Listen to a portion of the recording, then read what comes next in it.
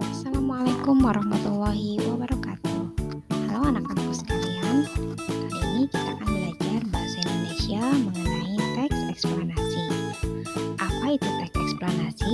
Nah, di video kali ini kita akan membahas teks eksplanasi. Tetap semangat ya.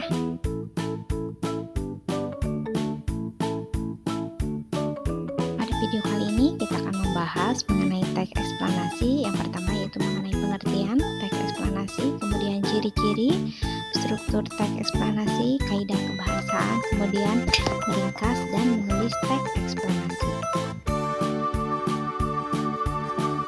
Apa itu teks eksplanasi? Teks eksplanasi yaitu teks yang menjelaskan hubungan peristiwa atau proses terjadinya sesuatu. Peristiwa tersebut bisa berupa kejadian alam, fenomena sosial, ilmu pengetahuan, budaya, dan sebagainya yang memiliki hubungan sebab akibat, yaitu mengapa dan bagaimana.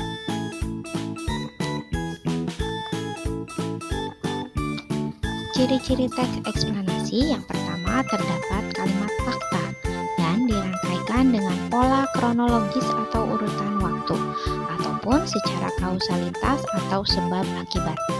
Hal yang dibahas yaitu suatu fenomena yang bersifat keilmuan. Yang ketiga, bersifat informatif dan tidak berusaha mempengaruhi pembaca. 4. Fokus pada hal yang umum seperti contoh peristiwa tsunami, banjir, gempa bumi, dan sebagainya. Struktur teks eksplanasi: yang pertama yaitu identifikasi fenomena. Identifikasi fenomena menjelaskan gambaran umum mengenai fenomena atau peristiwa alam yang akan dibahas. Kemudian rangkaian kejadian yaitu berupa deretan penjelas tentang penyebab dan akibat dari fenomena tersebut.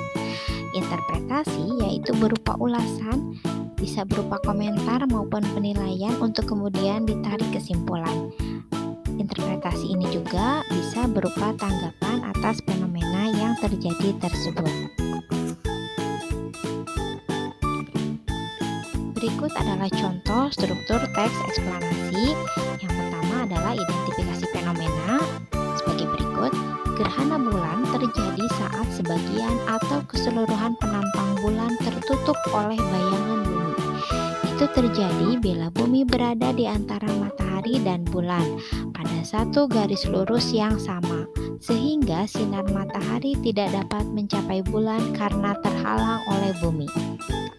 Contoh rangkaian kejadian. Sebenarnya pada peristiwa gerhana bulan, seringkali bulan masih dapat terlihat. Ini dikarenakan masih adanya sinar matahari yang dibelokkan ke arah bulan oleh atmosfer bumi. Dan kebanyakan sinar yang dibelokkan ini memiliki spektrum cahaya merah. Itulah sebabnya pada saat gerhana bulan, bulan akan tampak berwarna gelap, bisa berwarna merah tembaga, jingga, ataupun coklat. Kemudian contoh interpretasi. Ketika bayangan bumi menutupi sebagian atau seluruh penampang bulan, maka pada saat itulah akan terjadi gerhana bulan, terutama ketika bumi menempati posisi di antara matahari dan bulan dan berada pada satu garis lurus yang sama, yang kemudian membuat sinar matahari tidak dapat mencapai bulan karena dihalangi oleh posisi bumi saat itu.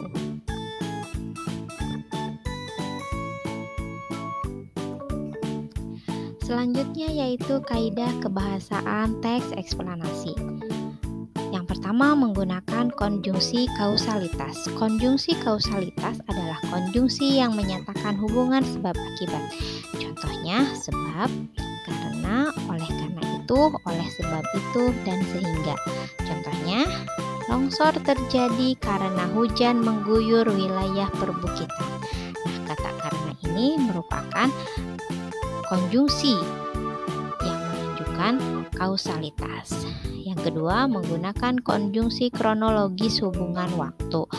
Konjungsi ini adalah konjungsi yang menyatakan urutan waktu, misalnya lalu, kemudian, setelah, sebelum, akhirnya, saat, dan sebagainya.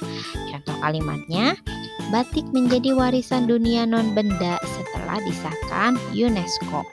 Nah, setelah ini adalah konjungsi yang menunjukkan urutan waktu atau kronologis. Yang ketiga, kata benda merujuk fenomena. Kata benda biasanya merujuk kepada sesuatu fenomena atau peristiwa, bukan merujuk pada kata ganti persona seperti aku, kamu, kita, atau kalian. Nah, jadi di sini kata bendanya merujuk pada fenomena atau peristiwa.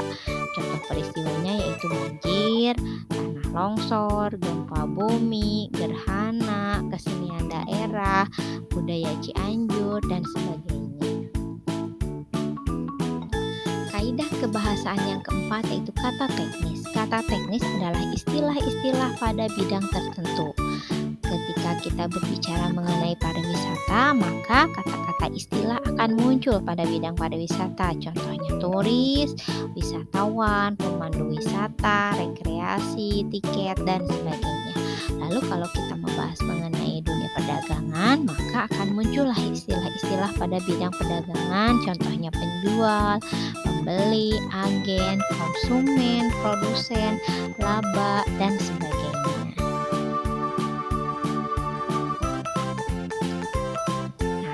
Kita akan mencoba meringkas teks eksplanasi. Bagaimana cara kita meringkas teks eksplanasi? Yang pertama yaitu menentukan gagasan umum. Untuk meringkas teks eksplanasi diawali dengan memahami gagasan umum dari setiap paragraf. Contohnya, beberapa roket ruang angkasa menggunakan bahan padat untuk mendorong dan menekannya ke depan. Bahan bakar tersebut lebih kuat dibandingkan dengan bubuk mesiu, tetapi mempunyai cara kerja yang sama. Sebagian besar pesawat luar angkasa menggunakan bahan bakar cair. Bahan ini lebih serbaguna daripada bahan padat. Nah, dari paragraf tersebut, kalimat yang bercetak tebal adalah gagasan pokok. Gagasan pokoknya berada di awal paragraf atau deduktif. Nah, kalimat-kalimat selanjutnya merupakan kalimat penjelas.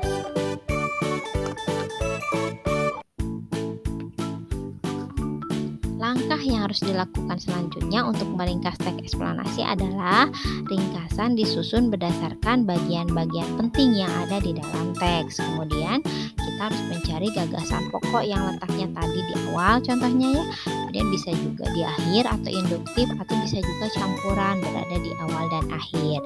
Kemudian setelah itu kita harus mencatat kembali gagasan pokok yang sudah kita peroleh tersebut.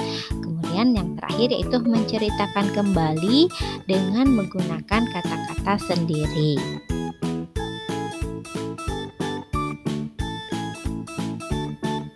Jikalau tadi kita menelaah mengenai teks eksplanasi yang sudah kita baca atau kita dengar dari media cetak atau media elektronik, nah kali ini kita akan mencoba menulis teks eksplanasi berdasarkan pengalaman dan pengetahuan kita sendiri ya.